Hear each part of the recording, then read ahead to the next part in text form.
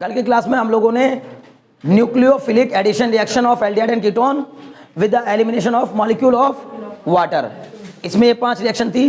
Reaction with hydrogen, reaction with hydroxylamine, reaction with semi carbazide, reaction with DNP और reaction with phenyl hydrazine. Clear? वो 5 reaction करने के बाद हम फिर आगे बढ़े तो हमने कहा reduction of aldehyde and ketone. Aldehyde के रिडक्शन से प्राइमरी अल्कोहल का फॉर्मेशन होता है, कीटोन के रिडक्शन से सेकेंडरी अल्कोहल का फॉर्मेशन होता है, बशर्ते कि ये रिडक्शन 3 तरीके से कराया जा रहा हो। कौन कौन से 3 तरीके? या तो लिथियम एल्यूमिनियम हाइड्राइड लेकर, या तो सोडियम बोरोहाइड्राइड लेकर, या तो फिर हाइड्रोजन निकल प्लेटिनम और पैलेडियम की प्रेजेंस में लेकर। क्लियर है? HBF4 नहीं, ठीक है ना? क्लियर है? चौथी बात, फिर भैया रिडक्शन कराने पर एक और हमने पढ़ी कि रिडक्शन कराने से क्या भी फॉर्म हो सकते हैं, हाइड्रोकार्बन्स भी फॉर्म हो सकते हैं। करस्पॉन्डिंग हाइड्रोकार्बन थे या एक ज्यादा कार्बन या एक कम कार्बन? करस्पॉन्डिंग हाइड्रोकार्बन, मतलब ब्यूटेनल से ब्यूटेन, प्रोपेनल से प्रोपेन। 2 रिडक्शन पढ़े हैं स्पेशल नाम के साथ, क्लीमेंसन रिडक्शन, वोल्फ-किश्नर रिडक्शन। बहुत बढ़िया। तो एक और बच्चा बस है ना, लिखें रिएक्शन विद, रिडक्शन वाली में ही लिखना है, reduction to hydrocarbon. Reduction to hydrocarbon था ना, एक तरीके से टॉपिक समझो, एक तरीके से रिडक्शन टू हाइड्रोकार्बन। उसमें 2 तरीके हो गए, एक हो गया वोल्फ-किश्नर और एक हो गया क्लीमेंसन। उसी का ही एक पार्ट और है तीसरा, reaction with HI plus red phosphorus, है ना? किसकी करानी है? एल्डिहाइड और कीटोन की। ठीक है, एल्डिहाइड कीटोन्स, ये 2 चीज चल रही हैं। ठीक है ना? ये कल की क्लास का ही जस्ट छोटा हुआ पार्ट है। तो हम क्या करेंगे, अगर मान लीजिए किसी भी एल्डिहाइड की रिएक्शन HI के साथ करा दी जाए, HI मतलब हाइड्रोजन आयोडाइड, हाइड्रोजन और आयोडीन के कॉम्बिनेशन से हाइड्रोजन आयोडाइड का फॉर्मेशन रिवर्सिबल रिएक्शन है या इरिवर्सिबल रिएक्शन? रिवर्सिबल रिएक्शन है, रिवर्सिबल रिएक्शन। पता है ना ये बात? बहुत अच्छे। चलो खैर, तो रिवर्सिबल रिएक्शन पर केमिकल इक्विलिब्रियम अप्लाई हो जाता है कि नहीं हो जाता है? केमिकल इक्विलिब्रियम हो जाता है, ठीक है ना? अभी रिसेंटली 11th में चल रहा है इसलिए अचानक से याद आ गया। तो रिवर्सिबल रिएक्शन पर इक्विलिब्रियम के फॉर्मूले एप्लीकेबल होते हैं, समझ रहे हो ना? केपी और केसी में क्या रिलेशन होता है, कोई बताएगा? एनीवन? केपी एंड केसी में relation between KP and KC मतलब equilibrium constant in terms of partial pressure और equilibrium constant in terms of concentration, मतलब केपी एंड केसी। कैसे इतना भयंकर आप लोग छोड़ के बैठ सकते हो भाई? हाँ सही सही बोलो।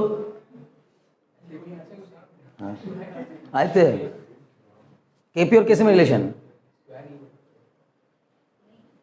पुष्पेंद्र? हाँ क्या बोलो? हाँ, उसके साथ में कुछ और भी था। केसी कहाँ गया? केपी और केसी में रिलेशन बता रहे हो ना? KP is equal to KC R T to the power delta N. KP is equal to KC R T to the power delta N, where delta N is the number of difference between the number of gases moles of product and gases mole of reactant. Delta N बराबर NP minus NR. तुम्हें मैंने कुछ दिन पहले एक exercise करने के लिए कहा था, मुझे पता तुम में से एक ने भी शायद नहीं की होगी। मैंने कहा था एक पतली पतली सी 5-5, 10-10 रुपए वाली जो कॉपीज आती है ना, ऐसी कोई एक पतली सी कॉपी ले लो, कोई डायरी ले लो, और वो डायरी लेकर बस ज़्यादा कुछ भी मत करो। तुम्हें तो बहुत डिटेल में समझाया था, ज़्यादा कुछ भी मत करो, बस इतना कर लो कि 11th क्लास के जितने भी चैप्टर्स तुम्हारे पास अवेलेबल हैं, जो तुम्हारे सिलेबस में हैं, बस वो जो सिलेबस में है, मतलब तुम्हारे कंपटीशन से और तुम्हारे बोर्ड के सिलेबस से, दोनों से मैच कर रहे हो। बोर्ड में तो खैर 11th नहीं आएगा, लेकिन कंपटीशन में जितने चैप्टर हैं उन चैप्टर्स के अब कुछ मत करो, खाली उसके फॉर्मूले नोट डाउन कर लो बस। ठीक? हालांकि जैसे ये फॉर्मूले ज़्यादातर भाई, बाकी सब में तो फॉर्मूले चल जाते हैं ना, मैथ्स में भी फॉर्मूले बेस्ड चलता है काम, और केमिस्ट्री में भी मतलब जो फॉर्मूले हैं वो उन्हीं पर बेस्ड आते हैं क्वेश्चंस। कभी कभी बस फिजिक्स में ही तो ऐसा होता है कि फॉर्मूला कुछ और कह रहा होता है और कॉन्सेप्ट कुछ और कह रहा होता है, समझ गए ना? तो वहां दोनों दिमाग में लेके चलना पड़ता है फिजिक्स में, कॉन्सेप्ट और फॉर्मूला। तो केवल अगर फॉर्मूले लिख लोगे तो भी कम से कम शर्मिंदगी का एहसास करने से तो बच जाओगे किसी के सामने। जब कोई सवाल पूछेगा भाई बताओ ना केपी और केसी में रिलेशन, जब कोई सवाल पूछेगा भाई बताओ डेल्टा एच और डेल्टा यू में रिलेशन, तो ये डेल्टा एच और डेल्टा यू सर सुना सुना लग रहा है, कभी कभी काटेगा ना, तो ये बहुत बुरी बात है अपने आप में। खाली तुम्हारी उस डायरी में अगर वो नोट डाउन करके रख लेते ना फॉर्मूले कि डेल्टा एच बराबर delta U plus delta N G R T, where पहले ही लिखो फॉर्मूला, अपनी कॉपी में फॉर्मूला लिखा आपने, डेल्टा एच बराबर delta U plus delta N G R T, उसके नीचे बस खाली इतना भर लिखना है कि delta H is the change in enthalpy, delta U is the change in internal energy, R is the gas constant, T is the temperature, and delta Ng is the change between the number of moles of gaseous product and number of moles of gaseous reactant। अब मुझे ये उसके साथ ये कहाँ से याद आ गया, कहाँ इक्विलिब्रियम कहाँ थर्मोडायनेमिक्स, मतलब दो अलग अलग चीजें हैं, लेकिन क्यों याद आया, क्योंकि वहां भी होता है डेल्टा एन और यहाँ भी होता है डेल्टा एन, और दोनों डेल्टा एन सेम ही है। वो वाला डेल्टा एन भी एनपी माइनस एनआर होता है और ये वाला डेल्टा एन भी एनपी और माइनस एनआर होता है। दोनों में ही स्पेशली क्या लिए जाते हैं, केवल गैसियस मोल्स ऑफ प्रोडक्ट और गैसियस मोल्स ऑफ रिएक्टेंट लिए जाते हैं। समझ में आ रही बात? अब बहुत ध्यान सुनना, बहुत काम की बात बता रहा हूं। इस फॉर्मूले पर बेस्ड पता नहीं कितने क्वेश्चन आ चुके हैं नीट में और जेईई मेंस में, इसी पे केवल, खाली कुछ नहीं करता वो, तुम्हें वैल्यू सारी चीजें दे देगा। द इंटरनल एनर्जी चेंज बहुत ज्यादा से ज्यादा क्या करेगा, दो फॉर्मूले को मिक्स करवा देगा। जैसे एक बार बोलेगा टेम्परेचर ये है, मतलब इस टेम्परेचर से इस टेम्परेचर पर पहुंच गई कोई सिस्टम, इस टेम्परेचर से इस टेम्परेचर पर पहुंच गया और उसका specific heat at constant volume इतना है, तो फिर एक रिलेशन और बस याद होना चाहिए, क्या, डेल्टा यू बराबर सीवी डेल्टा टी। याद आ रहा है कुछ कुछ? इस वाले डेल्टा यू बराबर सीवी डेल्टा टी और डेल्टा एच बराबर सीपी डेल्टा टी, कुछ याद है?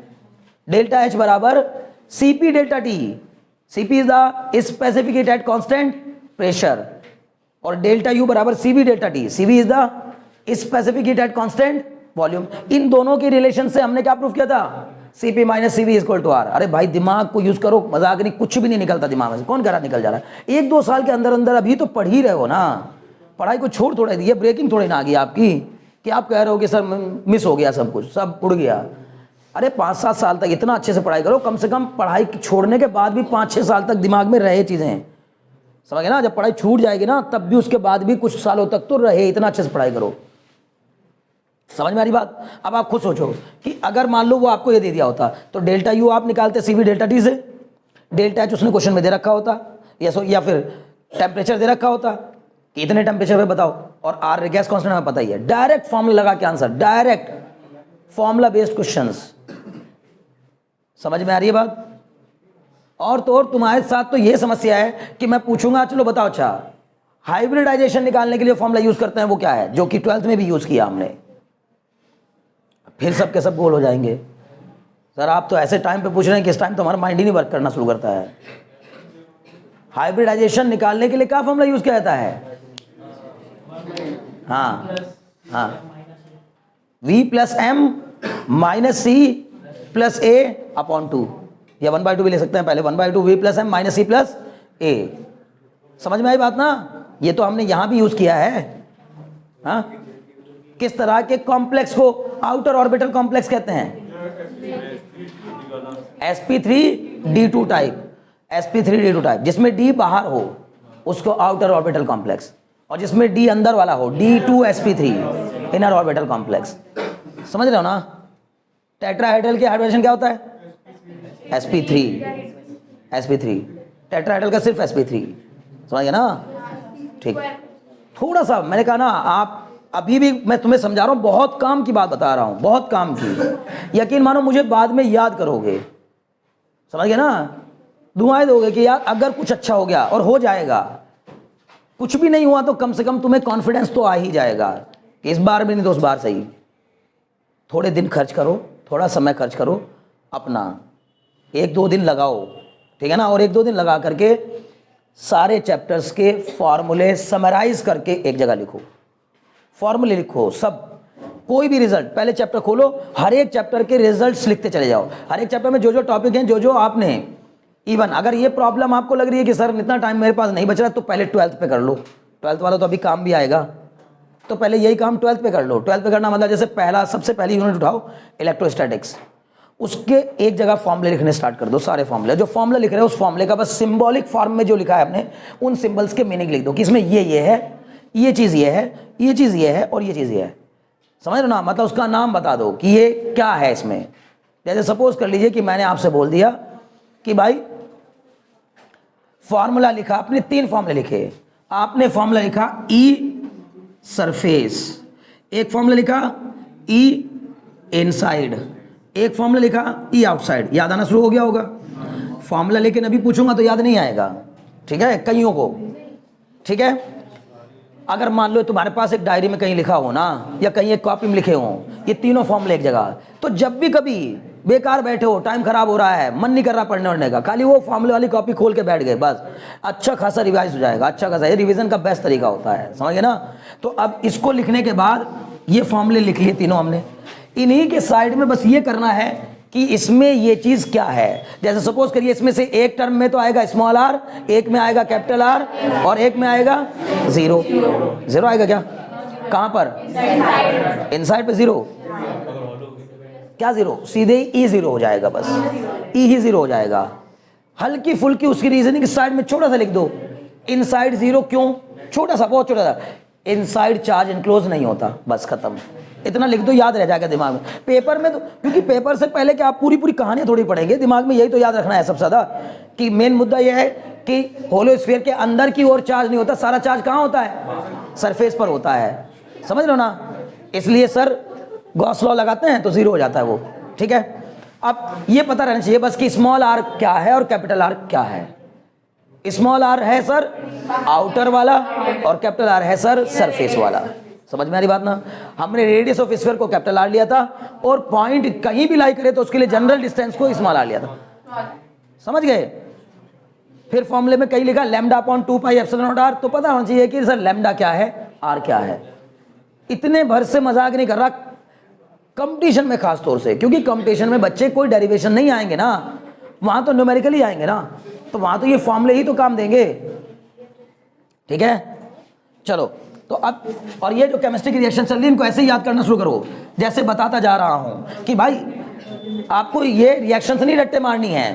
जैसे कोई बैठ के रटने लगे कि सर प्रोपेनॉन की रिएक्शन हाइड्रोक्सिल अमीन से कराने पर ये होगा। अरे प्रोपेनॉन की क्यों रट रहे हो, याद करो एल्डिहाइड और कीटोन की प्रिपरेशन, एल्डिहाइड और कीटोन की रिएक्शन हाइड्रोक्सिल अमीन से कराने पर H2O का रिमूवल हो जाता है और जो बचा हुआ टर्म होता है वो C डबल बॉन्ड के साथ जुड़ जाता है। सिंपल। ओजोन एनालिसिस करनी है तो क्या करना होता है सर, ये हो जाता है। समझ में आ रही बात ना। कोई भी रिएक्शन है, अब वुड्स रिएक्शन है तो उसमें फॉर्मूले रिएक्शन लिखकर थोड़ी याद करोगे। वुड्स रिएक्शन में याद क्या करोगे कि 2 हेलो एल्केन के मॉलिक्यूल लेकर सोडियम के 2 एटम के साथ जब कंबाइन किए जाते हैं तो सोडियम के 2 एटम उन हेलोजन के दोनों एटम को अपनी ओर खींचकर NaCl बाहर, और वो दोनों जो बचे हुए टर्म हैं वो आपस में क्या हो जाते हैं, अटैच हो जाते हैं, डबल कार्बन की एल्केन बन जाती है। अब ये नहीं याद करना कि ब्यूटेन कैसे बनेगा, ऑक्टेन कैसे बनेगा, दिमाग से पढ़ लिया। तो ऑक्टेन बनाना हो तो क्या ले लेंगे, ब्रोमोब्यूटेन। समझ गए ना, क्योंकि जस्ट डबल कार्बन की ऑक्टेन, जस्ट डबल कार्बन की एल्केन बनती है। ठीक है ना, समझ में आ रहा है। ठीक, तो अभी किसके साथ रिएक्शन करानी है, aldehyde reaction HI in the presence of red phosphorus.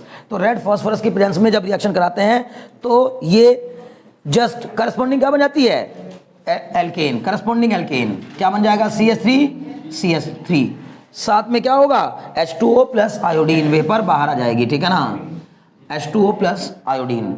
इसी की एक और लिख लीजिए, CH3CO CH3 plus HI red phosphorus की प्रेजेंस में बताइए क्या बन जाएगा, CH3 CH2 CH3 plus H2O plus I2। ठीक है, बस यही है सीधे, और कुछ नहीं। अब आगे बढ़ो।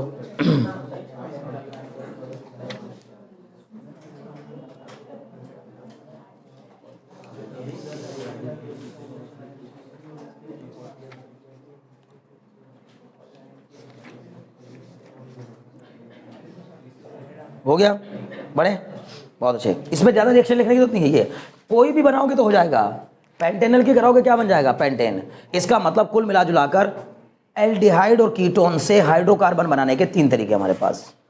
या तो क्लेमेंसन रिडक्शन करा देंगे, उसमें रिएजेंट क्या यूज़ किया जाएगा, बस ये इंपॉर्टेंट है यहाँ। जिंक अमलगम, समझ गए ना, बहुत अच्छे। जिंक अमलगम मतलब ZnHg in the presence of HCl, है ना।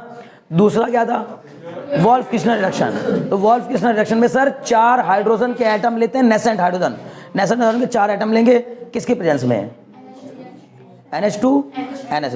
पहले रिएक्शन कराएंगे सर NH2 के साथ, फिर कराएंगे किसके साथ, KOH ग्लाइकोल के साथ। Very good, KOH glycol, simple. क्या हो जाएगा, H2O और N2 निकलेगा या H2 और N2 निकलेगा।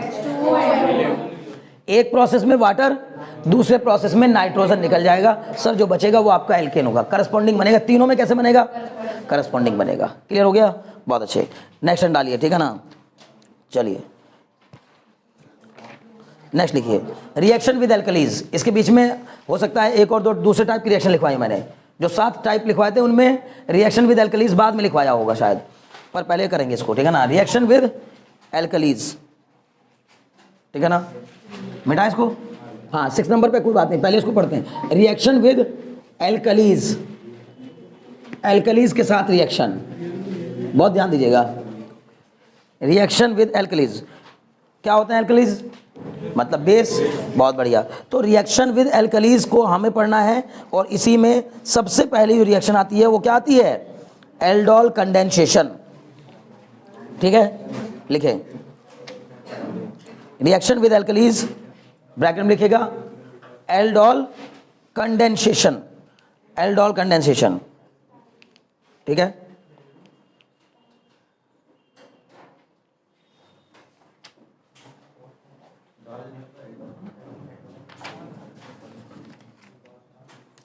है ना,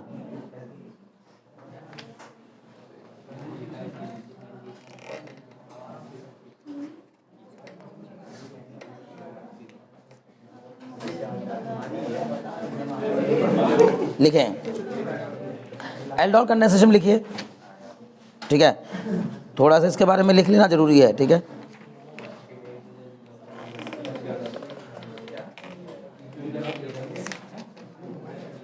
पहली बात तो ये रिएक्शन किस पे कराई जाती है, एल्डोल कंडेंसेशन कब होती है, एल्डोल कंडेंसेशन तब होती है जब किसी भी एल्डिहाइड के पास, पहली बात आपको मैं एल्डोल कंडेंसेशन का बेसिक समझा देता हूं। एल्डोल का 2 वर्ड से मिलकर एल्डोल बना है, एल्डिहाइड और अल्कोहल। तो एल्डिहाइड और अल्कोहल से मिलकर जो प्रोडक्ट बनता है, एक दोनों का मिक्स प्रोडक्ट जो बनता है, उसी को क्या कहा जाता है, एल्डोल कहा जाता है, ठीक है ना। तो यानी कि एल्डिहाइड की रिएक्शन एल्कलीज से कराएंगे। एल्कलीज मतलब क्या, बेस, बेस मतलब क्या, NaOH KOH, इस टाइप का। किससे रिएक्शन होगी, डाइल्यूट NaOH से रिएक्शन कराएंगे। किससे कराएंगे, डाइल्यूट NaOH से। बहुत ध्यान दीजिएगा, इसमें एल्डोल कंडेंसेशन में डाइल्यूट NaOH के साथ रिएक्शन कराई जाती है, किसकी, एल्डिहाइड की। NaOH से मिल जाता है क्या, OH, और एल्डिहाइड का अल एज इट इज बचा रहता है। मतलब एल्डिहाइड के CHO पे कोई इंपैक्ट नहीं पड़ता, लेकिन NaOH का जो OH होता है वो जाकर के एल्डिहाइड के साथ क्या हो जाता है, अटैच। ऐसा हो जाने से जो प्रोडक्ट बन के आता है उसमें OH भी पाया जाता है और उसमें CHO भी पाया जाता है। तो जो OH है उसके कारण तो हम उसको ऑल बोलते हैं, और जो आपका CHO उसके कारण एल्ड बोलते हैं। तो एल्ड और ऑल मिलाकर क्या बन जाता है, एल्डोल। बहुत ध्यान सुनिएगा, ठीक है। पहली बात, अब सबसे जरूरी शर्त क्या है एल्डोल कंडेंसेशन की, कि सर एल्डोल कंडेंसेशन सिर्फ वही एल्डिहाइड करेंगे जिनके पास अल्फा हाइड्रोजन मौजूद होगा। अब ये सर अल्फा हाइड्रोजन की बात क्या आ गई, ये किसको कह रहे हैं हम लोग अल्फा हाइड्रोजन, बहुत ध्यान सुनिए, ठीक है। जिस कार्बन से अल्फा हाइड्रोजन मौजूद होगा ना, हाँ अल्फा हाइड्रोजन मतलब जिस कार्बन से CHO वाले कार्बन के जस्ट बगल वाले जो कार्बन होगा, नहीं समझे, CHO वाले कार्बन के जस्ट बगल वाले जो कार्बन होगा उसको अल्फा कार्बन कहा जाएगा। CHO वाले कार्बन को कार्बोनिल कार्बन कहा जाता है, CHO वाले कार्बन को कार्बोनिल कार्बन, उसके जस्ट बगल वाले कार्बन को अल्फा कार्बन, उसके जस्ट बगल वाले को बीटा कार्बन, और फिर गामा, ऐसे आगे बढ़ता चल जाता है। लेकिन हमें अल्फा बीटा गामा से हमें कोई मतलब नहीं, हमारा मेन मुद्दा केवल किससे है, अल्फा कार्बन से। तो एल्डोल, अब बार बार कह रहा हूं, अब ध्यान से सुनना, सबसे ज्यादा इंपॉर्टेंट रिएक्शन है इस चैप्टर की, है बहुत ध्यान सुनिएगा, पेपर में आने के लिए एकदम तैयार बैठी है, ठीक है ना। तो एल्डिहाइड, कोई भी ऐसा एल्डिहाइड जिसके पास अल्फा हाइड्रोजन मौजूद हो, कार्बन भी नहीं, हाइड्रोजन। अब अल्फा हाइड्रोजन क्या, तो पहले पहचान करो किसको कहना है अल्फा हाइड्रोजन। कार्बोनिल कार्बन के जस्ट बगल वाले कार्बन को क्या कहा जाता है? Alpha carbon. उससे अटैच हाइड्रोजन को क्या कहा जाता है? Alpha hydrogen. आई बात समझ में? अगर किसी भी एल्डिहाइड के पास अल्फा हाइड्रोजन मौजूद है, उसकी रिएक्शन डाइल्यूट NaOH के साथ कराने पर क्या फॉर्म हो जाता है? उसकी रिएक्शन, ये तो जल्दी क्यों आ गए?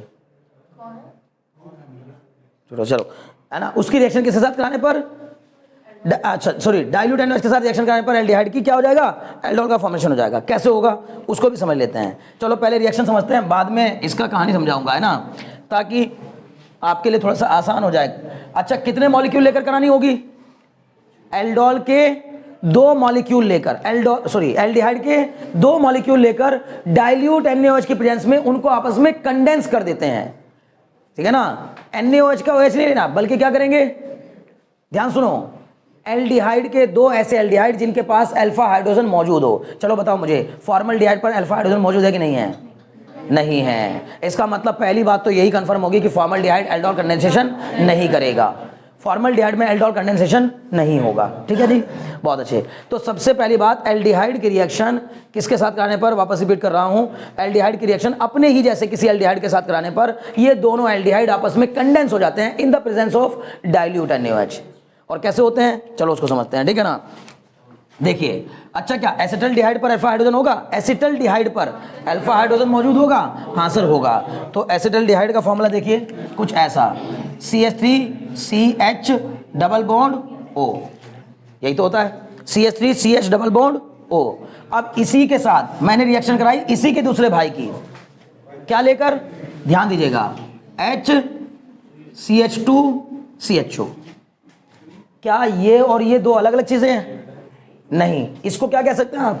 CH3CHO, CH3CHO। और इसको क्या कहेंगे? CH3CHO। दोनों ही क्या हैं? इथेनॉल। जरूरी भी नहीं है कि दोनों इथेनॉल ही हो। अगर दोनों एक जैसे कंपाउंड होंगे, दोनों रिएक्टेंट बिल्कुल सेम होंगे, तो कहलाएगी सेल्फ एल्डोल। क्या कहलाएगी? Self aldol. अगर 2 एल्डिहाइड अलग अलग होंगे तो क्रॉस एल्डोल। कैसी हो जाएगी? Cross aldol. मैं धीरे धीरे करके पूरी कहानी बता दिया इसकी, लिखवाने की बजाय इसको सारा समझा दिया। ठीक है ना, एक बार पूरी होने के बाद फिर समराइज करूंगा, फिर उसको लिखवाऊंगा भी। ठीक है, तो अभी देखो, इस एल्डिहाइड की रिएक्शन, वैसे नाम क्या हो गया इसका? इथेनॉल, यानी कि फॉर्मल्डिहाइड तो ये रिएक्शन करेगा ही नहीं, तो कम से कम क्या होना चाहिए? इथेनॉल। 2 कार्बन का तो होना ही चाहिए। ठीक है ना, और उन 2 कार्बन की भी खासियत है, बार बार कह रहा हूं, उसके पास अल्फा हाइड्रोजन होना चाहिए। समझ रहे हो ना? अगर मैं आपसे पूछूं, ध्यान से देखिएगा, अगर मैं आपसे पूछूं 2,2 डाइमिथाइल प्रोपेनल, 2,2 डाइमिथाइल प्रोपेनल, ये रिएक्शन करेगा कि नहीं करेगा? 2,2 डाइमिथाइल प्रोपेनल क्यों नहीं करेगा? क्योंकि सर जो वो आप बोल रहे हैं 2,2 डाइमिथाइल और प्रोपेनल, तो 3 कार्बन की चेन तो आपने ले ली। देखिए ध्यान लगाइएगा, CH3 CH2 CHO, ये तो हो गया सर प्रोपेनल। अब सर आपने इसके दोनों H हटाए और यहां पर क्या जोड़ दिया? CH3। यहां भी क्या जोड़ दिया? CH3। ये वाली चेन रही, इसका नाम क्या बन गया? 2,2 डाइमिथाइल प्रोपेनल। सर CHO के जस्ट बगल वाले कार्बन को अल्फा कार्बन कहते हैं सर, उससे अटैच हाइड्रोजन को अल्फा हाइड्रोजन कहते हैं। लेकिन सर इस कार्बन के साथ तो अब एक भी हाइड्रोजन अटैच नहीं है। तो केवल फॉर्मल्डिहाइड ऐसा नहीं है कि बस आपने याद कर लिया कि केवल फॉर्मल्डिहाइड रिएक्शन नहीं करता। आपको याद ही रखना है, केवल वही एल्डिहाइड एल्डोल कंडेंसेशन करते हैं जिनके पास अल्फा हाइड्रोजन मौजूद होता है। यानी CHO के जस्ट बगल वाले कार्बन पर हाइड्रोजन का होना जरूरी है। बोलो इतनी बात समझ में आ रही कि नहीं आ रही है? बहुत अच्छे। अब जब ये रिएक्शन मैंने कराई तो देखिएगा, बहुत बेसिक, बहुत आसान सी रिएक्शन होगी। किसके साथ रिएक्शन करानी है? डाइल्यूट NaOH के साथ रिएक्शन करानी है। ठीक है ना, डाइल्यूट NaOH के साथ। तो क्या हो जाएगा, है ना, नाम क्या है? एल्डोल। बार बार बोल रहा हूं, कंडेंसेशन। ठीक है ना, एल्डोल कंडेंसेशन। ठीक है, सुनिए, तो इसके साथ जब रिएक्शन कराएंगे बहुत आसान है। बार बार मैं कह रहा हूं, आपको प्रोसेस याद करना है, मतलब ध्यान रखना है कि करना क्या है। रिएक्शन में कंडेंस होंगे दोनों, साइड प्रोडक्ट कुछ नहीं बनेगा। मतलब हो क्या जाएगा? इसका हाइड्रोजन इसके साथ अटैच हो जाएगा। एक एल्डिहाइड का O, दूसरे एल्डिहाइड का अल्फा हाइड्रोजन। इतना धीमे बता रहा हूं कि कल तक फिर ना भूल जाना, मैं बार बार कह रहा हूं। एक एल्डिहाइड का O, एक एल्डिहाइड का O, दूसरे एल्डिहाइड का अल्फा हाइड्रोजन, अल्फा हाइड्रोजन आपस में अटैच हो जाएंगे। और वो जो कार्बन है मतलब जैसे ये H जब इससे जुड़ेगा तो ये बॉन्ड टूट जाएगा, ये बॉन्ड टूटेगा तो ये कार्बन दुखी और ये कार्बन दुखी हो जाएगा। कारण ये कहेगा मेरे बॉन्ड कंप्लीट नहीं हो रहे हैं क्योंकि मेरा हाइड्रोजन कहाँ चला गया, ऑक्सीजन के पास। ये कार्बन कहेगा मेरे भी बॉन्ड कम पड़ गए, क्यों पड़ गए, क्योंकि इसने मुझसे बॉन्ड तोड़ के किससे बॉन्ड बना लिया, हाइड्रोजन से। तो हम कहेंगे दोनों हम दोनों का दुख एक जैसा है, तो आओ हम दोनों मिलकर एक दूसरे का दुख दूर कर देते हैं, तो ये दोनों आपस में क्या हो जाएंगे, अटैच हो जाएंगे। एकदम सिंपल सी कहानी है। बोलो बात समझ में आएगी नहीं? बहुत अच्छे। बोलिए क्या बन जाएगा, CH3CH। इसके साथ कौन अटैच होगा, बोलो। बहुत बढ़िया, CH2CHO और ये O और ये H मिलकर क्या बन जाएंगे, OH। अच्छा सॉरी CHO, हाँ क्लियर है, ये बन गया। ये जो बन के आया यही कहलाता है अल्फा बीटा हाइड्रोक्सी एल्केनल।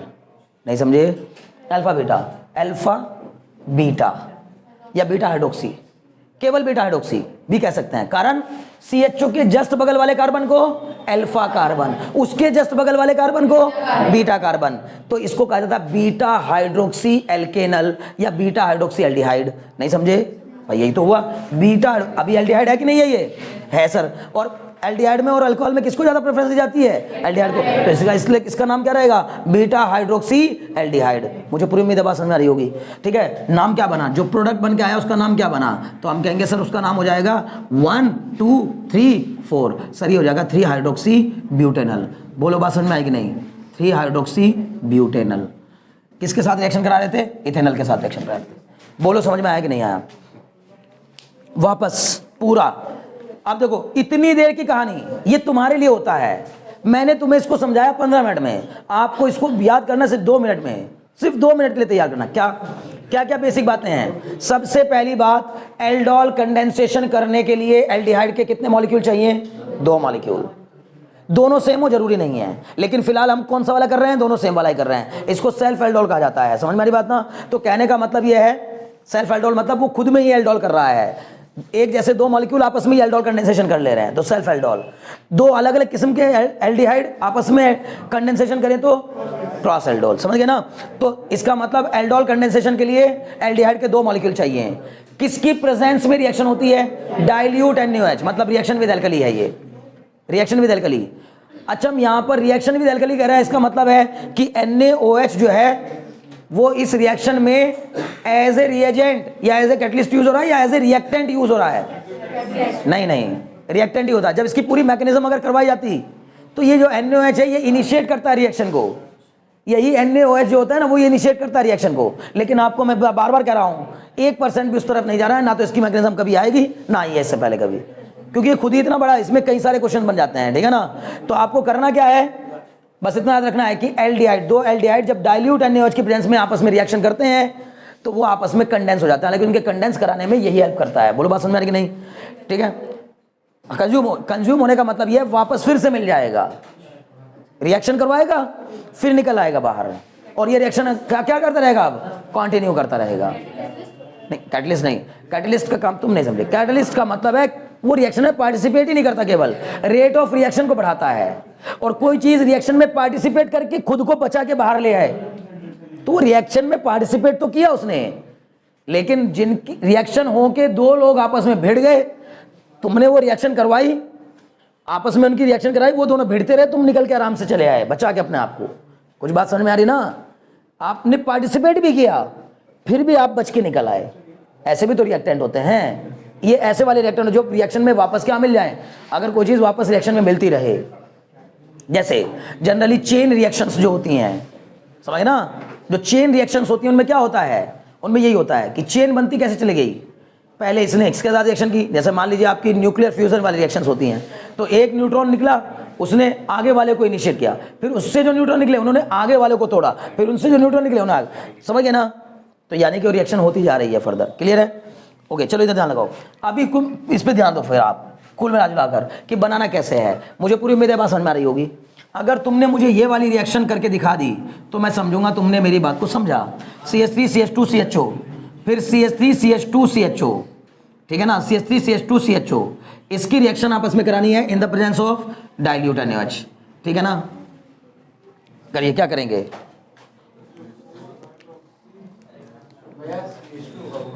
CH3, हाँ ये very good, CH3 CH2 CHO और CH3 CH2 CHO dilute NH के साथ रिएक्शन कराएंगे 4 हाइड्रोक्सी हेक्सेनल, 4 हाइड्रोक्सी हेक्सेनल। देखो ये बता रहा भाई लड़का, आप देखो कोई ना कोई इसके अलग बताएगा। अच्छा इसका भी नाम कॉमन नाम, इसका भी क्या, एल्डोल। कॉमन नाम सबका एल्डोल, कुछ भी बने उनका कॉमन नाम क्या होगा सबका, एल्डोल। लेकिन स्पेशल नाम उसका अपना कॉमन नाम, ठीक है ना, उसका अपना सॉरी उसका अपना खुद का पर्सनल नाम, तो वो फिर उस तरह लिखेंगे जैसे ऊपर लिखा मैंने।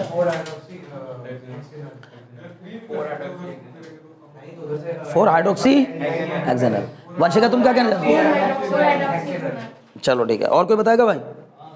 हाँ बताओ। आदित्य क्या है, जल्दी बताओ, बहुत धीमे धीमे बता रहा हूँ, वही आया है। वंशिका तुम्हारा क्या है? यही है, गलत हो रहा है इसका मतलब, नहीं समझे, इसी से पता चलता है। देखो तुम कितना कम ध्यान देते हो चीज़ों पर। क्या गलती हुई है वापस सुनो फिर से, अब देखिएगा, अभी बताऊंगा आपको तुरंत समझ में आ जाएगा। यानी कि एक भी सही नहीं कर पाया अभी तक। सुनो, अब छोड़ दो सारी बात, एक बार फिर रिवाइज करो, फिर बात समझो। ऐसे दो एल्डिहाइड, दीप्ति आप मेरी बात पे ध्यान दो बच्चे, ऐसे दो एल्डिहाइड जिन पर अल्फा हाइड्रोजन मौजूद हो, वो आपस में रिएक्ट करके क्या करते हैं, एल्डोल का फॉर्मेशन करते हैं। पहली बात, एल्डिहाइड के 2 मॉलिक्यूल होने चाहिए, डाइल्यूट NaOH की प्रेजेंस होनी चाहिए, अल्फा हाइड्रोजन का होना जरूरी है। 3 चीजें हो गई। अब सर ये तीनों सब कुछ है हमारे पास, इस रिएक्शन में भी ये सब कुछ है, बोलो है कि नहीं? इसके पास अल्फा हाइड्रोजन है कि नहीं है? हाँ, इसके पास अल्फा हाइड्रोजन है कि नहीं है? हाँ सर है। तो सर है, फिर मैंने क्या कहा था, एक एल्डिहाइड का ऑक्सीजन, दूसरे का अल्फा हाइड्रोजन, जोर दे के बता रहा हूं, ध्यान सुनो, एक एल्डिहाइड का ऑक्सीजन, दूसरे का अल्फा हाइड्रोजन। दूसरे में सर बहुत से हाइड्रोजन हैं, बहुत से हाइड्रोजन रिएक्शन नहीं करेंगे, दूसरे का अल्फा हाइड्रोजन आपस में अटैच हो जाएगा, और जो दुखी होगा उसका दुख दूर करोगे, ये जो साइड में पड़ा है इसका दुख दूर करोगे, इसका दुख दूर करेंगे जिससे हाइड्रोजन हटा है। नहीं समझे? देखिए क्या होगा, मैंने जानबूझ के ऐसे दिया, तुम्हें कर ये लेना चाहिए था कि हम इसको कैसे बना लेते। देखिए जैसे ऊपर मैंने बनाई है, CH3 CH2 CH double bond O, एक का बना लो ऐसे और एक को बना लो ऐसे, H नहीं ऐसे नहीं, अभी होगा CH3 CH, या फिर ऐसे लिख देता हूँ H CHO। बोलो बात समझ में आएगी नहीं? क्या मैंने कुछ अलग लिख दिया? नहीं, CH3 CH2 CHO, CH3 CH2 CHO। बोलो सही है कि नहीं है? समझ गए? बहुत अच्छे। अब बच्चे इसकी रिएक्शन किसकी प्रेजेंस में, अब ध्यान दे लो, लब नहीं समझ में आएगा नहीं तो, ठीक है, इसका हाइड्रोजन इसके ऑक्सीजन के साथ अटैच हो जाएगा। नहीं समझे? एक एल्डिहाइड का अल्फा हाइड्रोजन, बिकॉज ये अल्फा कार्बन है, बोलो बात समझ में आ रही कि नहीं, और ये बीटा कार्बन है, यहां पर ये सर अल्फा कार्बन है और ये बीटा कार्बन है। एक एल्डिहाइड का O, एक एल्डिहाइड का O और दूसरे एल्डिहाइड का हाइड्रोजन आपस में अटैच हो जाएंगे। चलो जी इसको अटैच करते हैं, तो CH3 CH2 CHOH हो गए अटैच। ये अटैच होते ही ये डबल बॉन्ड टूट गया, इस कार्बन का एक बॉन्ड फ्री हो गया, इससे एक H वहां जाते ही ये बॉन्ड टूट गया, इसका C का एक बॉन्ड फ्री हो गया। कौन सा C इस C के साथ अटैच होगा? अल्फा वाला C इस C के साथ अटैच होगा। पहली बात क्लियर? अब क्या होगा, इसका मतलब इस C के साथ सर ये वाला CH, ये वाला CH, और इस CH के इधर क्या CHO, और इस CH के इधर क्या CH3। बोलो बात समझ में आई कि नहीं? अब जो ये बना ये प्रोडक्ट है। पहली बात तो हेक्सेनल किसी कीमत नहीं बनना था, क्योंकि तुम्हें लगा 3 कार्बन का है तो हेक्सेनल बन गया। क्या बना? Very good, 3 hydroxy 2 methyl Pantanal. अब समझ में आया? देखो अब देखो लव भी कितनी तेजी से आंसर बता रहा है, तो पहले से बता। अच्छा उसको देख के क्यों बता रहे हो? अपना काम करो ना, तुम भी कर सकते हो। क्या मुश्किल लग रहा है क्या ये? नहीं, 1 2 3 4 5 सर मेन चेन में कितने कार्बन? 5 कार्बन। और कहां पर है ये देखिए आप, 1 2 3 4 5। बार बार कह रहा हूं 1% आपको इस चीज का पछतावा नहीं होगा कि आज एक क्लास में आकर के यार मतलब अरे यार सुबह सुबह उठ के गए थे, ये था होता। बहुत काम की रिएक्शन है, बहुत काम की रिएक्शन। समझ में आ गया? क्या नाम लिखोगे? 3 hydroxy 2 methyl Pantanal, 2 methyl Pantanal. Paper में कल ऐसे ही आ जाएगा, हाउ विल यू कन्वर्ट, या तो डायरेक्ट पूछेगा कि explain aldol condensation with examples, या फिर वो कहेगा कि how will you convert propanal to 3 hydroxy, propanal ही तो है ये, क्या है propanal, how will you convert propanal to 3 hydroxy 2 methyl pentanal. बड़ा अजीब सा लगेगा सुन के यार, प्रोपेनल से क्या बनाना है 3 हाइड्रोक्सी 2 मिथाइल पेंटेनल, अजीब सा बनाना है, क्लियर है ना। लेकिन ये किससे बन जाएगा, एल्डोल कंडेंसेशन से बन जाएगा। बोल लेते मेरे को डाउट हो तो, क्लियर हो गया। कहाँ, क्यों नहीं लिखेंगे, इसमें क्या मुश्किल आ रही है। हाँ बिल्कुल, इसमें देखो ये है, ये बिल्कुल बन जाएगा एल्डोल, सब एल्डोल है, जो भी बनेगा सब एल्डोल, इसलिए मैंने ब्रैकेट में लिखा एल्डोल कि सही मायनों में तो वैसे आपको यही लिखना चाहिए नाम, क्लियर ना। क्योंकि एल्डोल एक जाति है, एल्डोल एक ग्रुप है, समझ ना, एल्डोल तो एक ग्रुप है, ये कॉमन नेम है, जैसे कॉमन नाउन होते हैं, ठीक है ना, कि सबको डॉग कहा जा रहा है, लेकिन जो तुम्हारे घर का पेट डॉग है उसका नाम कुछ और है, ठीक है ना। चलो टॉमी है, कुछ भी है ना, बस एक ही नाम मिलता है क्या, टॉमी, और कुछ नहीं है। चलो ठीक है ना, अभी बढ़ते हैं और करेंगे एक रिएक्शन जल्दी से भाई बच्चों। फिर चलिए CH3CHO प्लस डाइल्यूट NaOH, बोलिए क्या होगा। अब देखूंगा कौन समझदार स्टूडेंट है जो करके दिखा देगा इस रिएक्शन को। CHO नहीं है, अरे ये रहा बच्चे CHO है ना, CH3CH के कितने मॉलिक्यूल, 2 मॉलिक्यूल, यहां दिख दिया मैंने हो। अब इसको देखकर कंफ्यूज मत हो जाना कि सर ये वाली तो है ही नहीं रिएक्शन, ये तो बदल गई, नहीं बदली, बस 2 मॉलिक्यूल ले लिए हैं, ऐसे उसको साथ एक साथ में 2 बार लिख दिया, ठीक है ना। तो ये 2 मॉलिक्यूल लेकर रिएक्शन कराइए और बताइए क्या बनेगा।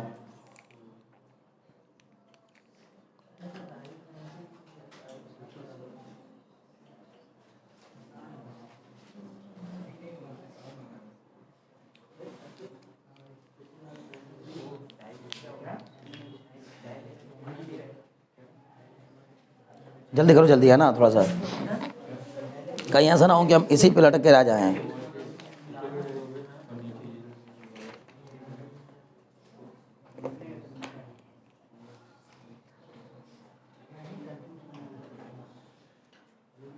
अच्छा, 2 एल्डिहाइड ही जरूरी नहीं है, कीटोन भी हो सकते हैं, समझ ना।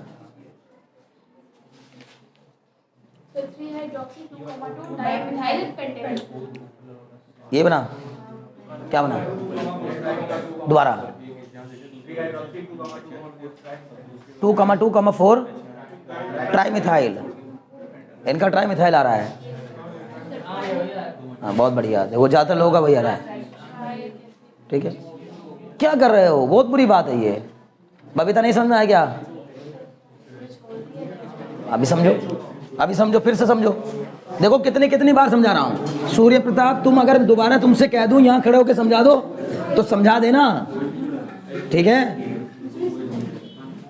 क्यों आर्यन नहीं समझ पा रहे हो, क्या करोगे, सुनो, तुम्हें जब भी ये रिएक्शन देना तो तुम क्या करो, मेरी तरह बड़े बेचारे सीधे साधे से स्टूडेंट की तरह, ठीक है ना, कमजोर स्टूडेंट की तरह, मैं एक कमजोर स्टूडेंट हूँ इसलिए CH3CH क्या करो, पहले इसको ऐसे बना लो, CH3CH3CH डबल बॉन्ड O बना लिया।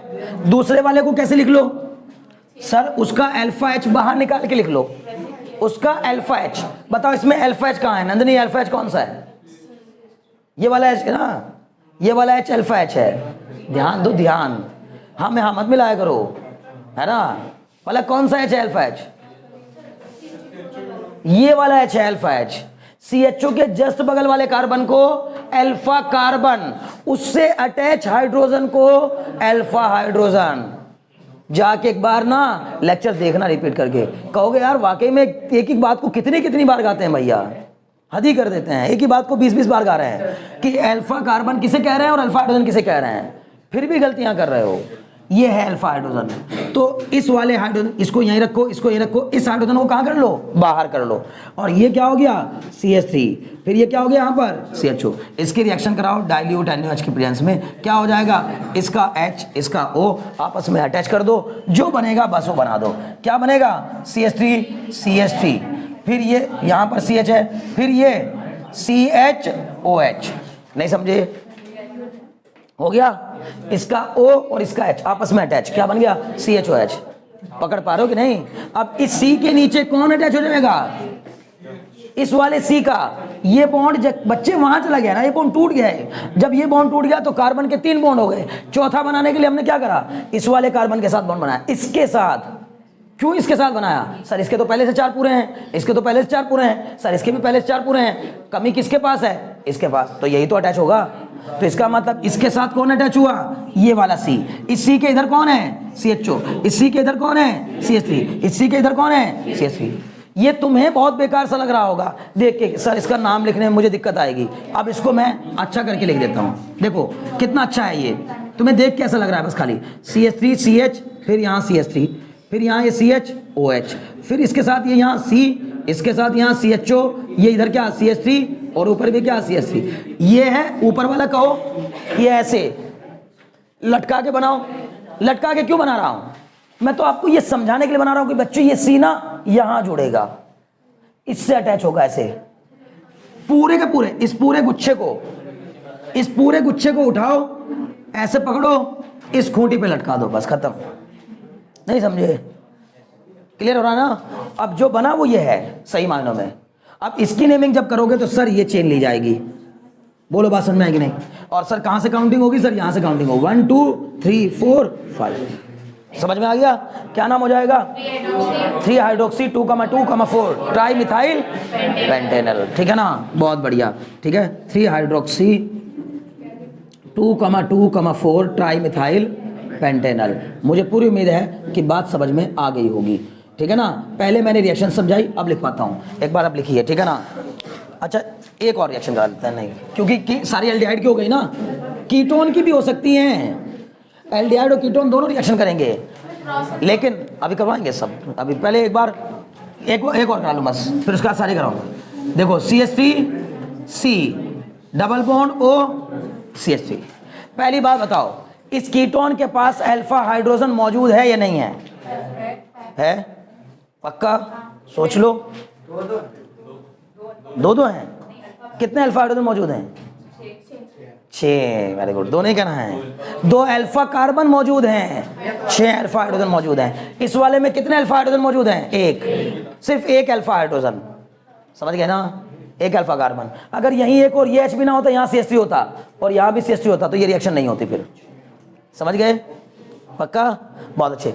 अभी फिलहाल तो सर कार्बोनिल ग्रुप, सुनो बच्चे, कार्बोनिल ग्रुप के जस्ट बगल वाले कार्बन को अल्फा कार्बन, उससे अटैच हाइड्रोजन को अल्फा हाइड्रोजन। दीप्ति समझ लो, ठीक है, कार्बोनिल कार्बन के जस्ट बगल वाले कार्बन को अल्फा कार्बन, उसके ऊपर अटैच हाइड्रोजन को अल्फा हाइड्रोजन। सर ये कार्बोनिल ग्रुप है, इसका नाम क्या है, एसीटोन या प्रोपेनॉन, क्लियर ना, एसीटोन ही तो है, ये कीटोन है, ठीक है ना। तो कीटोन के पास भी अल्फा हाइड्रोजन मौजूद है, तो ये भी कंडेंस हो जाएगा, और जब ये कंडेंस होगा सेम प्रोसेस अप्लाई करेंगे, ठीक है। क्या करूंगा, एक और मॉलिक्यूल, ठीक सर, ये लूंगा, देखिएगा CH2C double bond O CH3, बताओ क्या छोड़ रखा है, इसका 1 H, उसको बाहर कर लो पहले चेन से, कर लिया, सिंपल। 1 हाइड्रोजन, 6 के 6 मत करना, वैसे इसके पास हाइड्रोजन, अल्फा हाइड्रोजन की संख्या कितनी अगर कोई पूछे तो 6 हैं, उन 6 में से कोई भी हाइड्रोजन आ सकता है, कोई मतलब नहीं है उस बात का, क्लियर है, बहुत अच्छे। तो इसका H और इसका O, एक मॉलिक्यूल का O, एक मॉलिक्यूल का O, दूसरे मॉलिक्यूल का H। रिएक्शन बिना डाइल्यूट NaOH के होगी नहीं, ये ध्यान रखिएगा, इसके बगैर ये रिएक्शन होने वाली नहीं है, ठीक है। अब बताओ क्या बनेगा, तो हम कहेंगे सर ये कुछ ऐसा बन जाएगा, CH3C CH3, ध्यान दीजिएगा, CH3C CH3, फिर यहां पर बोलो यार कौन बताएगा, OH OH, अब बताओ कहाँ जुड़ेगा ये बचा हुआ पार्ट? उसी सी पर। क्यों भाई? क्योंकि सर अभी 1 2 3 ही तो बॉन्ड पूरे हुए, तो सर चौथा बॉन्ड बनाने के लिए हम यहां से लटका देंगे। समझ गए ना? किसको लटका देंगे सर? ये ऊपर से ये वाला पूरा पार्ट, ये पूरा पार्ट। इसका मतलब क्या? CH2C double bond O। इतने प्यार से शायद आपको कभी बताई नहीं जा रही होगी रिएक्शन, बहुत प्यार से बताई जा रही है।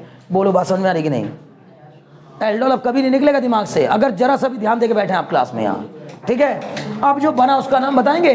पहले तो ये हो गया CH3COH, और ये क्या हो गया यहाँ? CH3, फिर ये क्या यहाँ? CH2CO CH3, भैया से, है ना? तो अब बताओ इसका नाम अब समझ में आ गया होगा।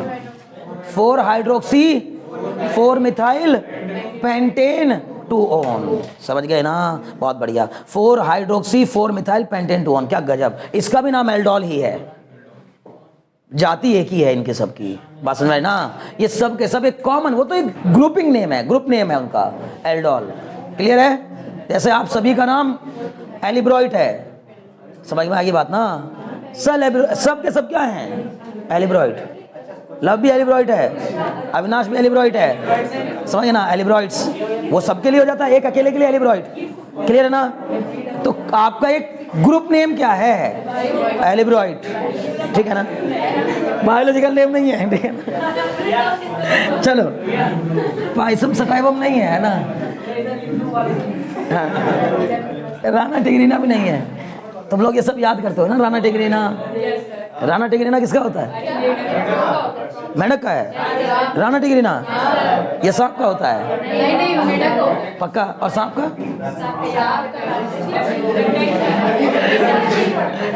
सांप का नहीं याद है?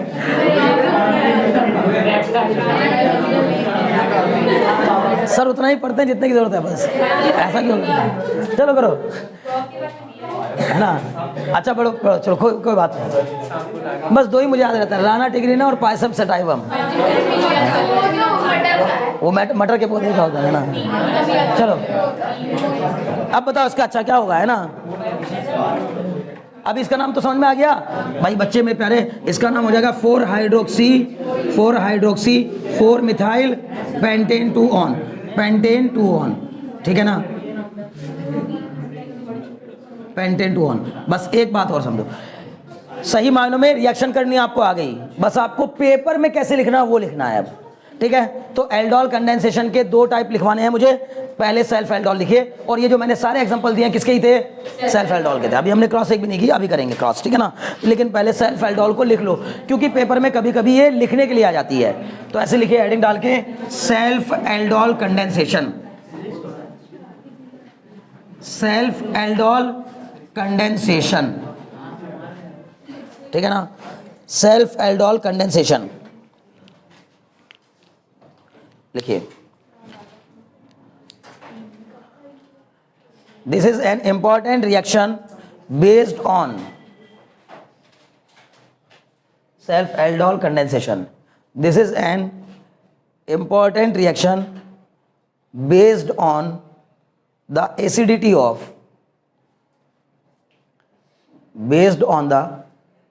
Of alpha hydrogen of aldehyde or ketone. This is an important reaction based on the acidity of alpha hydrogen of aldehydes or ketones. Alpha hydrogen of aldehydes or ketones. In this reaction 2 molecule of n aldehyde। अब n word क्यों use कर रहा हूं? n aldehyde, एक aldehyde means self, नहीं वो तो है ही, वो तो ठीक है, लेकिन मतलब हाँ तुम ज़्यादा भावना में बैठे, ठीक है ना? ओके, क्या लिखना है? In this reaction 2 molecules of n aldehyde, एक एल्डिहाइड। मतलब अगर सेल्फ करानी है तो दोनों के दोनों मॉलिक्यूल एक ही जैसे एल्डिहाइड के होने चाहिए, या एक ही जैसे कीटोन के होने चाहिए। जैसे यहाँ भी हमने दोनों क्या लिए हैं? प्रोपेनॉन। समझ गए ना? बहुत अच्छे। तो क्या लिखा? In this reaction 2 molecules of aldehydes, 2 molecules of N aldehyde और ketone condense in the presence of dilute alkali, condense in the presence of dilute alkali,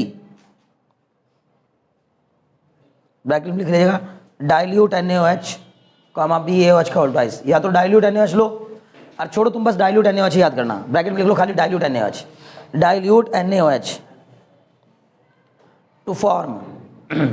to form beta hydroxyaldehyde. In this reaction, two molecules of an aldehyde or ketones condense in the presence of dilute alkali, bracket में लिखा होगा dilute NaOH, to form a beta hydroxyaldehyde, to form a beta hydroxyaldehyde or beta hydroxyketone or beta hydroxyketone. Okay, and the product formed is commonly known as aldol, and the product formed in this reaction is commonly known as aldol, and the product formed and the product formed in this reaction is commonly known as aldol, and this reaction is called aldol condensation, and this reaction is called aldol condensation. पहले ये अगर paper में आया explain करने के लिए तो पहले ये लिखना, फिर ये एक दो एग्जांपल लिखना, इसके एक एल्डिहाइड वाला उठा देना, एक कीटोन वाला लेना, चांस ज़्यादातर ये है कि आपको ये बनाने के लिए आएगा, ठीक है ना, समझ गए? अभी कोई डाउट है? बहुत अच्छे। अगर मैंने आपसे पूछा, बार बार कह रहा हूं, सबसे ज़रूरी शर्त डाइल्यूट NaOH का होना ज़रूरी है, दो मॉलिक्यूल का होना ज़रूरी है, तीसरी बात अल्फा हाइड्रोजन का होना ज़रूरी है, ये तीन चीज़ें ज़रूर याद रखना। बोलिए, अगर तुमसे मैंने सवाल किया, बच्चों ध्यान लगाओ, अगर मैंने पूछा बेंजल्डिहाइड के एल्डोल कंडेंसेशन से क्या फॉर्म होगा, बेंजल्डिहाइड के एल्डोल कंडेंसेशन से क्या फॉर्म होगा, बीटा हाइड्रोक्सी एल्डिहाइड। अभी मैंने ये पूछने से पहले फिर याद दिलाया, और कम से कम जब से आया हूं तब से 1 घंटे से एक ही गाथा गा रहा हूं कि अल्फा हाइड्रोजन का होना जरूरी है। ऐसे मूर्ख लोग हैं एकदम बताने लगेंगे ये बनेगा, बिना बनाए बना दिया इन्होंने, पता नहीं कहां से। अरे भाई तुमने कौन से घर पे बना बना के देख रखे हैं सब, थोड़ा दिमाग लगाया करो ना कि बनेगा कि नहीं बनेगा। बात किसकी हो रही है? बेंजल्डिहाइड की। ये रहा CHO, CHO के जस्ट बगल में जो कार्बन होता है उसको अल्फा कार्बन, उससे अटैच हाइड्रोजन को, बताओ इसमें अल्फा हाइड्रोजन है क्या? है? कहाँ है? कहाँ है? सोचो, पहले सोचो, आराम से कह रहा हूं, पहले सोचो। इस C के साथ जो H अटैच था उसी को हट के तो CHO लगा था, इसका मतलब ये तो है मेरा CHO वाला ग्रुप, इसके बगल वाला अल्फा हुआ ना, ये अल्फा हुआ ना। अब इस अल्फा पे तो कोई हाइड्रोजन नहीं है ना, इसलिए बेंजल्डिहाइड ये रिएक्शन नहीं करेगा। यार कितनी बार बताऊं बच्चों, दिमाग में बैठा लो, अल्फा हाइड्रोजन का होना जरूरी है एल्डोल होने के लिए, समझ गए? चलो मोटा मोटा लिख ही लो, आपको लिखवाना ही बेहतर रहेगा। लिखिए फॉर्मल्डिहाइड कामा बेंजल्डिहाइड, एक नोट पॉइंट के तौर पर लिख सकता है, formaldehyde comma benzaldehyde and benzophenone, या कॉमा बेंजोफिनोन कर लो। देखिए formaldehyde comma benzaldehyde comma benzophenone, formaldehyde comma benzaldehyde comma benzophenone. बताओ तीनों में से किसी के पास भी अल्फा कार्बन है क्या? अल्फा हाइड्रोजन नहीं है सर, तो ये रिएक्शन नहीं करेगा, ठीक है ना। क्या क्या लिखा? Formaldehyde, benzaldehyde, benzophenone and all those aldehyde and all those aldehyde and ketones and all those aldehydes and ketones which do not have alpha hydrogen, which do not have alpha hydrogen do not undergoes aldol condensation, do not undergoes aldol condensation। Clear? चलो जी, self aldol मैंने करा दी, example सारे बता दिए, अब cross पे आ जाते हैं। क्रॉस एल्डोल, ठीक है ना, do not undergoes aldol condensation. Okay जी, चलो अब क्रॉस में क्या होगा भाई, सेल्फ एल्डोल में तो क्या होता है, दोनों एल्डिहाइड सेम थे, एक जैसे थे, ठीक है ना। लेकिन किसमें, क्रॉस एल्डोल में एक एल्डिहाइड किसी और तरीके का और एक एल्डिहाइड किसी और तरीके का, ठीक है ना। क्लियर है, देखिएगा जैसे मान लीजिए कि पहले डालो है ना, ये cross aldol condensation. Cross aldol में कितने प्रोडक्ट बनेंगे पता है, क्रॉस एल्डोल में बनेंगे 3 या 4। देखो भाई ध्यान सुनो, क्रॉस एल्डोल, बार बार कह रहा हूं, क्रॉस एल्डोल में एक सिंगल प्रोडक्ट नहीं बनेगा, मिक्सचर ऑफ प्रोडक्ट्स बनेगा। जैसे सेल्फ एल्डोल में केवल एक प्रोडक्ट बन रहा था, केवल एक प्रोडक्ट। शुभम समझ में आ रही बात ना, बहुत अच्छे। तिवारी ध्यान दो, ठीक है। सेल्फ एल्डोल में केवल एक प्रोडक्ट बन रहा था, लेकिन क्रॉस एल्डोल में मिक्सचर ऑफ प्रोडक्ट बनेगा, ठीक है। अब जो मिक्सचर ऑफ प्रोडक्ट बनेगा, थोड़ा दिमाग लगाकर सोच कर बताओ, उस मिक्सचर में एक मिक्सचर में एक तो हो नहीं सकता, 2, 3, 4, 5 या 1000 प्रोडक्ट बनेंगे, बोलो। 2, 3, 4 और 1000 कितने बनेंगे, 4। क्यों 4 और क्यों 3?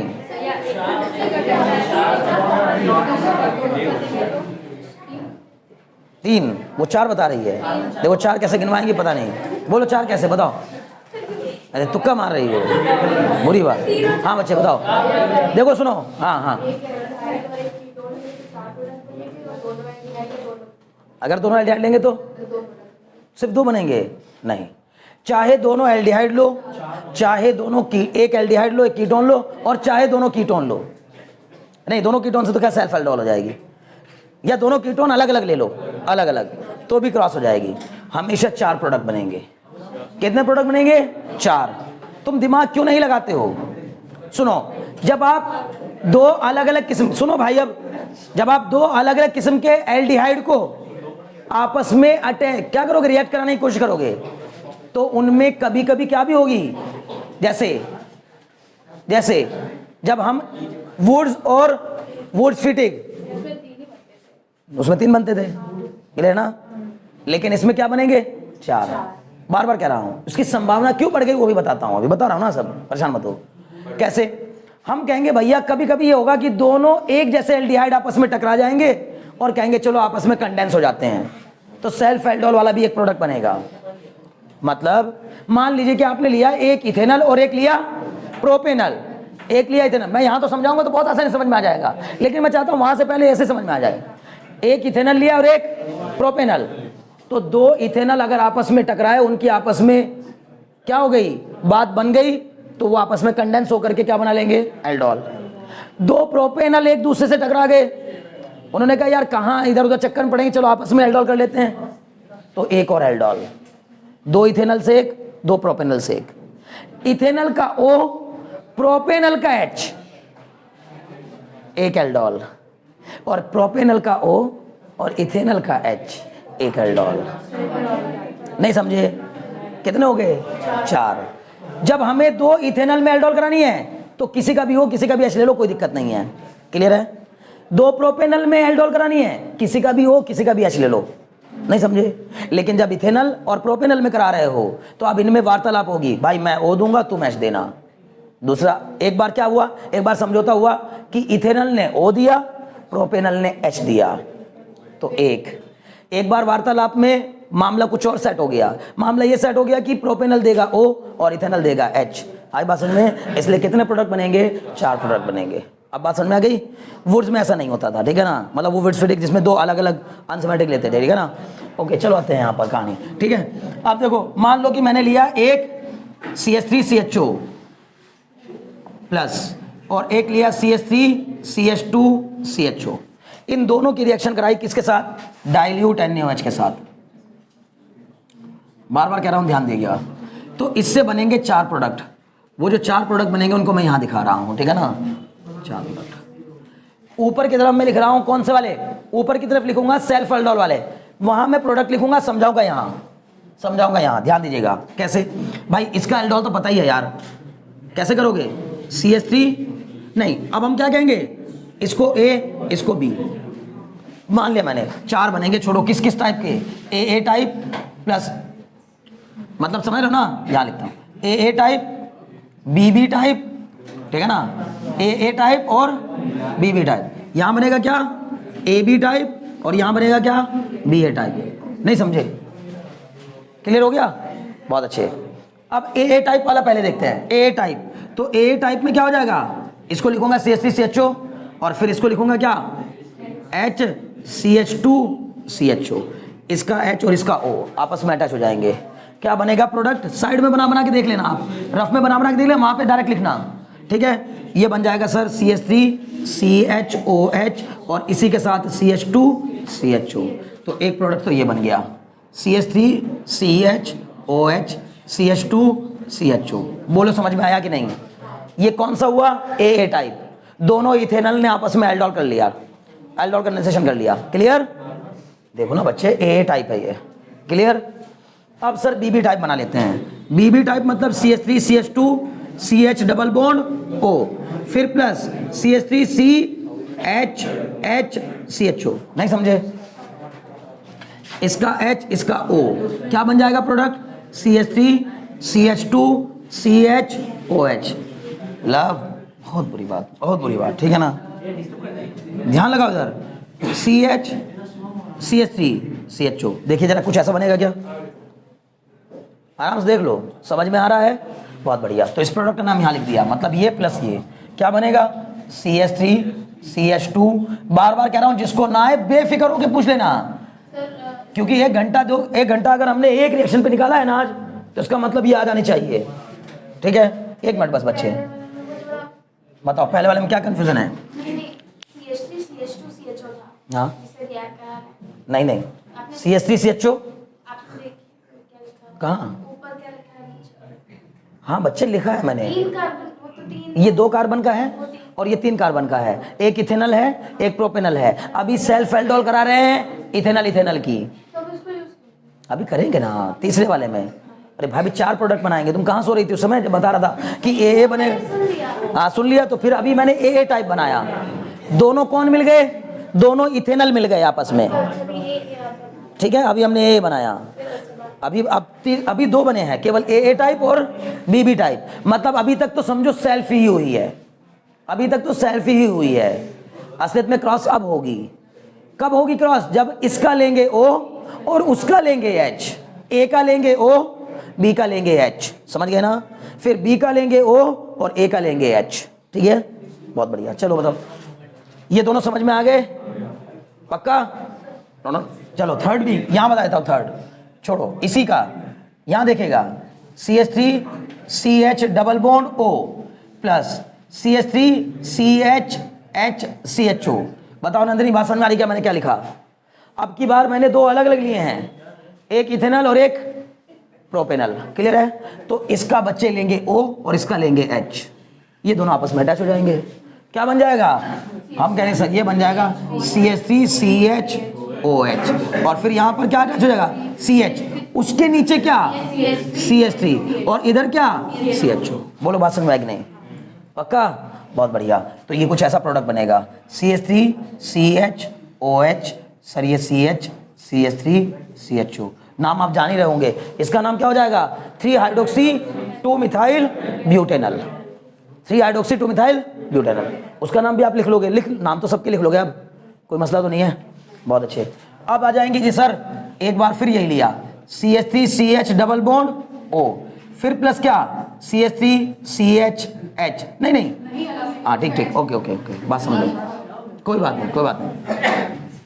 सर अब की बार हमने क्या कर लिया, CH3CH2CH डबल बॉन्ड O, इसका O लेंगे और सर HCH2CHO, ठीक है। ये CH3 में से एक H अलग कर लिया, इस वाले H को इसके साथ अटैच कर दिया, क्या बन गया, CH3CH2CHOH, CH2CHO। बहुत बढ़िया। CH3 देखिएगा, है ना, ऐसा कुछ प्रोडक्ट बना, CH3CH2CHOH, फिर क्या है यहाँ पर CH2 CHO। बोलो बात समझ में आएगी नहीं आई? पक्का? बहुत अच्छे। इसका नाम क्या हो जाएगा? 3 हाइड्रोक्सी पेंटेनल। अब ये नहीं सोच, अब बड़े ध्यान सुनिएगा, ये एक अलग किस्म का एल्डोल बना, ये बीटा हाइड्रोक्सी नहीं है। बोलो क्यों? क्योंकि सर अल्फा तो ये है, अल्फा हाँ सर बीटा ही है, अभी भी बीटा ही है, नहीं समझे? बीटा ही है अभी भी, ठीक है कोई बात नहीं, मुझे अजीब सा लग रहा था, ठीक है ना? सब है सब होंगे, क्योंकि हालांकि प्रोडक्ट में उसने डेफिनेशन में लिखवाया कि बीटा हाइड्रोक्सी बनेगा, ठीक है ना? तो मुझे पूरी उम्मीद है ये समझ में आ गया होगा, पक्का? अच्छा कीटोन की कर पाओगे? एक और बात बताओ, अगर मैंने तुमसे पूछ लिया, देखूंगा कितने लोगों ने पूरी क्लास का रिजल्ट एक सवाल से निकल आएगा, सिर्फ एक छोटी सी बात से, कि आपने मेरी बातों को सुना और समझा। हालांकि हर बार आप प्रूफ कर देते हैं कि हमने नहीं सुना ना समझा, ठीक है ना? बात नहीं, ठीक है? तो अभी बात सुनो, मान लीजिए कि एक एल्डिहाइड, मतलब एक मैंने सॉरी कीटोन यानी कि एसीटोन और फॉर्मल्डिहाइड की रिएक्शन अगर कराऊं तो एल्डोल होगा या नहीं होगा? एसीटोन और फॉर्मल्डिहाइड की रिएक्शन कराऊं तो